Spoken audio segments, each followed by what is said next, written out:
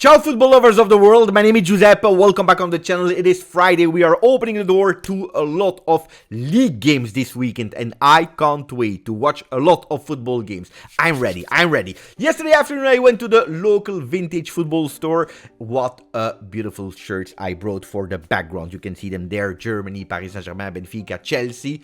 But there was one shirt I was looking at, this one. Collaboration, sponsorship between Kappa and Athletic Bilbao. Every shirt in the 90s, when they were sponsored by Kappa, they were just beautiful. What a beautiful shirt. But also because I knew that there was the Copa del Rey semi-final between Athletic Bilbao and Atletico Madrid.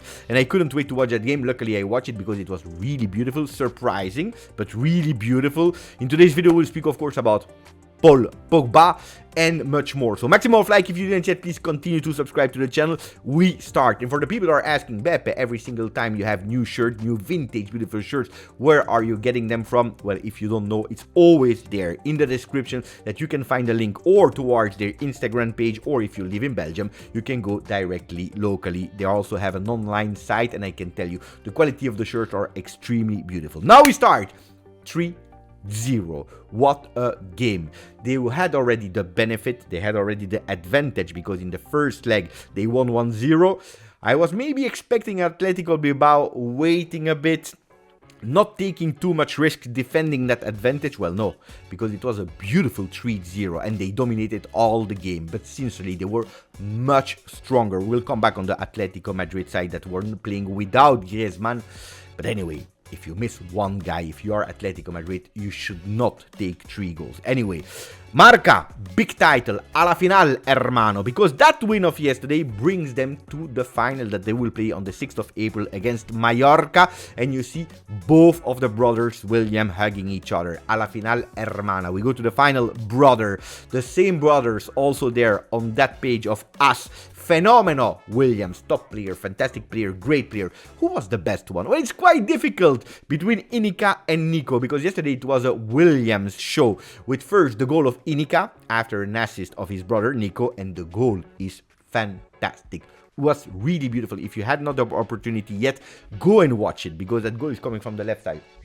Beautiful cross, and then boom, what a beautiful shot, and a few minutes later, well, the brother is returning the favor, and this time it's Nico that is scoring on an assist of his brother Inika.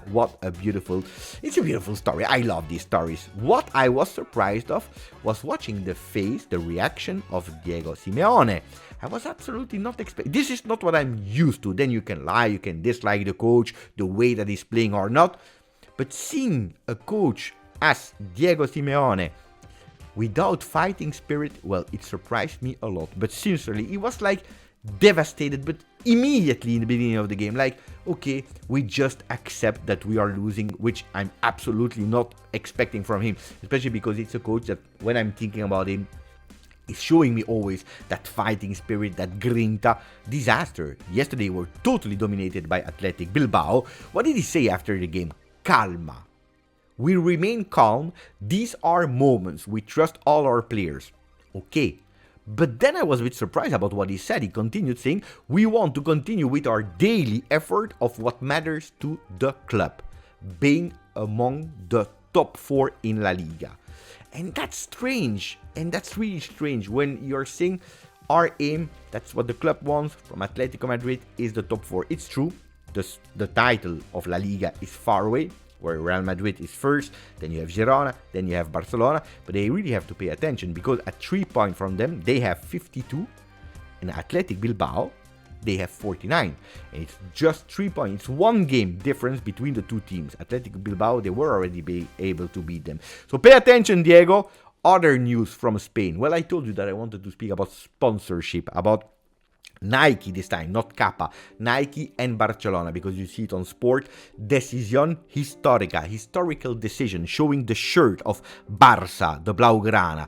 What is the historical decision that they are speaking about?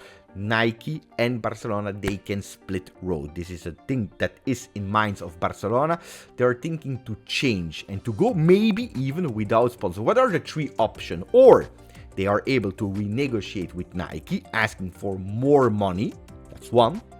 Or they go for another brand that offers better condition, more money to them. Or the third option, and that could be potentially the historical decision, going without sport brand, without Nike, without Adidas, without Kappa or Puma or whatever. They could potentially manufacture themselves the kits, creating their own brand, Barcelona or maybe with another name, and distribute and sell them. Why? Because that can bring them 100% of the resources, of the money, of profit. On the way, it's a tough decision. It's a big decision. Why? Because you have to create a brand. You have to hire people that are taking care of it, designing the shirt, but also producing the shirt, distributing them, selling them, taking care of your online, etc., etc. It's a huge, big work. And at the end, it's still the club that is investing in it. So then you have to watch and the difference that you can make. If you create everything by yourself, it's an investment, but how much do you take from them?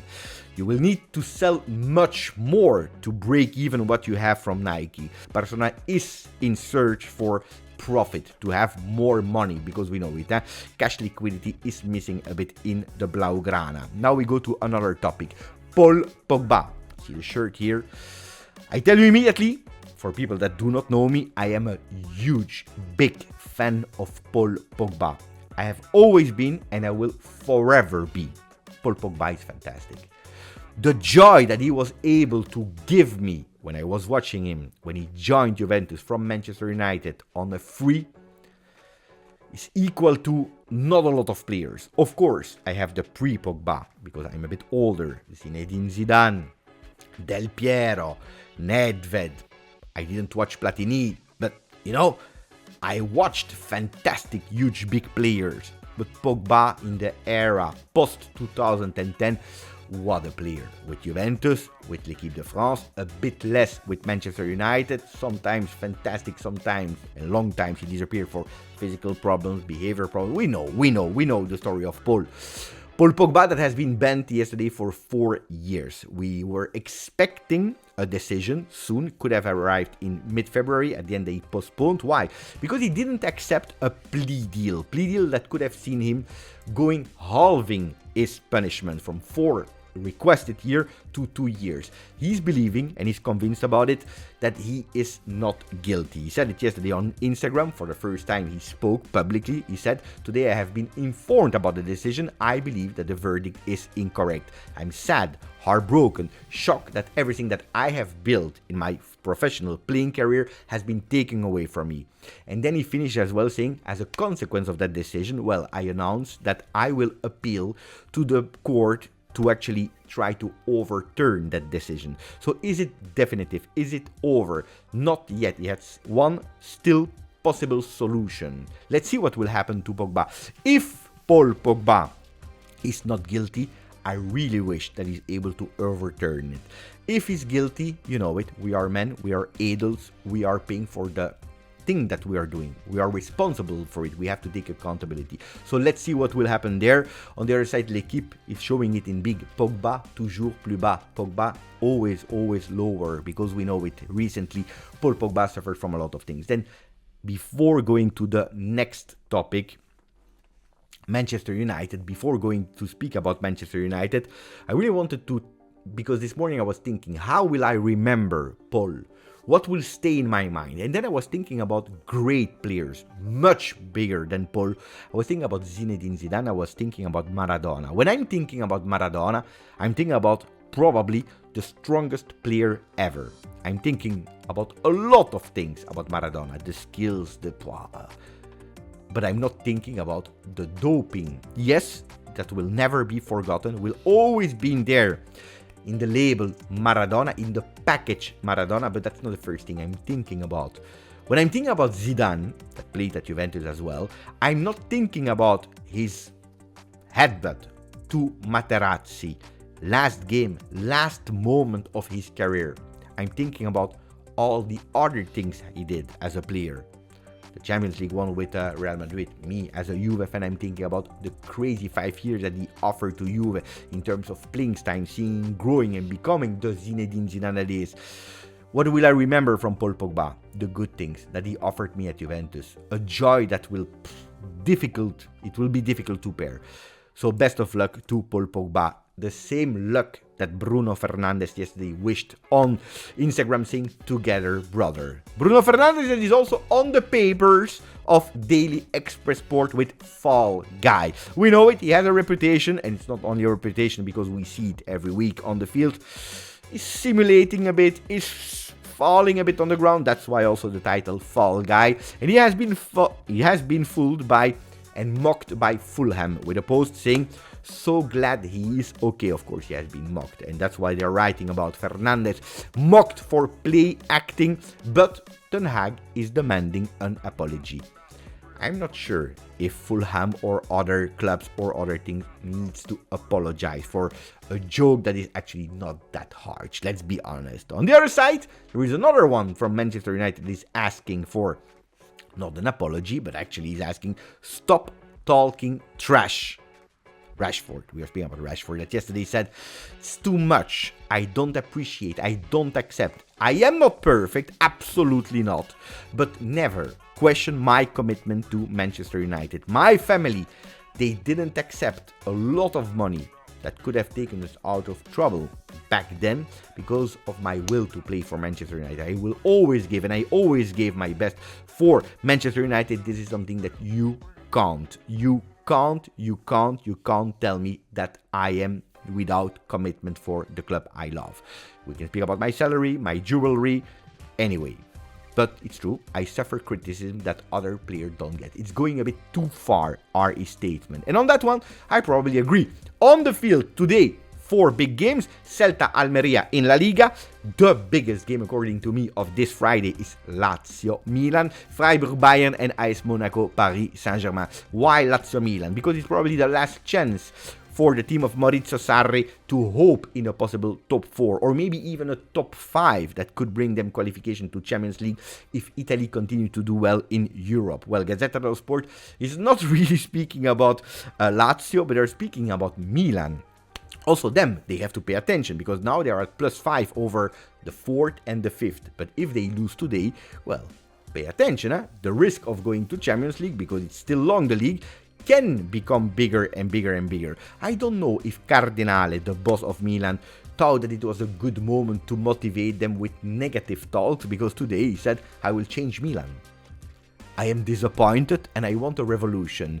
Myself and Ibrahimovic," we know that Ibrahimovic is managing Milan as well since a few weeks, since a few months now, "we are absolutely not satisfied. We are ready to modify every aspect of the club because we want in the future to win the Scudetto." Well, that's a beautiful ambition, of course. On the 1st of March or the 29th of February, saying we want to change everything, we are disappointed, we are not happy, and says that I don't know what kind of mental impact it will be to players that will try to fight to bring Milan back to glory or at least to qualification to Champions League if they are scared that maybe they will not even be there next season. Also the coach, same story. So I don't know about timing. Corriere dello Sport is speaking about another fight for qualification. This time not to Champions League, but to the FIFA World Cup for clubs. The first edition that will be organized in 2025, where at the moment 2 Italian clubs are fighting for that second spot. Inter is the first one.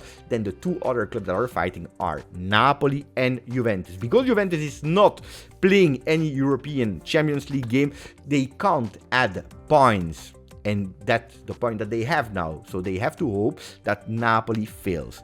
Well, Napoli is still playing. They have a return game to play after that 1-1 against Barcelona. And if they go through, they have like 1 or 2 points that they need to do to automatically qualify. Well, De Laurentiis is not really of that opinion. He says, "I don't care, because Juventus has been banned of 23-24 European competition. They should also be banned of that FIFA World Cup, omitting totally all the years before." That's his state of mind. Juventus out. We need to go. That we win on the field against Barcelona and that we take points. So meritocracy, or even without meritocracy, we don't care. We need to go there. Disaster. You also have other problems that he has to deal with. It is Osimhen that probably at the end of the season will not be there anymore. We heard him publicly speaking about it, but also De Laurentiis that came back on it yesterday. He spoke yesterday to the microphones and he said some players, some stars, they stay for many years. Other that are wanted by Paris Saint-Germain, Arsenal, Manchester City, Chelsea, etc., etc., it's difficult to keep them when they are wanted by rich clubs. There is a clause that is quite high. I can confirm it, so probably it will be extremely difficult to keep Osimhen at Napoli next season without revealing the next team of the Nigerian player. Portugal, yesterday another game, semi-final of Portugal Cup. It was really strange because there was a semi-final first leg, and in the same moment there was also the return leg of the quarter-final. Something I never, because according to me, you first finish all the rounds, round of 16, quarter-final, semi-final. When they are every time over, you go to the next step. Well, in Portugal, no, they don't care. We play quarter-final in the same day as a semi-final. Strange, really strange. Well, yesterday it was beautiful because Abola is saying that Leao falla KO. So it was Sporting against Benfica, 2-1 for Sporting, that dominated the game totally. They were able nearly to even kill that qualification already, but Leao failed that knockout. So it's a pity for them, 2-1. Everything is open for the return game. But yesterday, another goal from Victor Gyökeres. That is now at 31 goals and 10 assists in 34 games. And their eyes of all the big clubs are on the Swedish striker. They were there again in the stat to watch him closely. Well, it's a player that probably next season will not be anymore at Sporting. Sporting that is fighting now for that final position in the Cup of Portugal, but is also fighting to go over again because they have one game in hand in the League of Portugal. They want to go back to celebrating with Victor. The future probably without him. I hope you enjoyed the video. Let me know about Pogba, about the sponsorship, about the incredible, without soul, Diego Simeone on the touchline yesterday in Atletico Bilbao, Atletico Madrid. Let me know in the comment section. My name is Giuseppe. We covered football.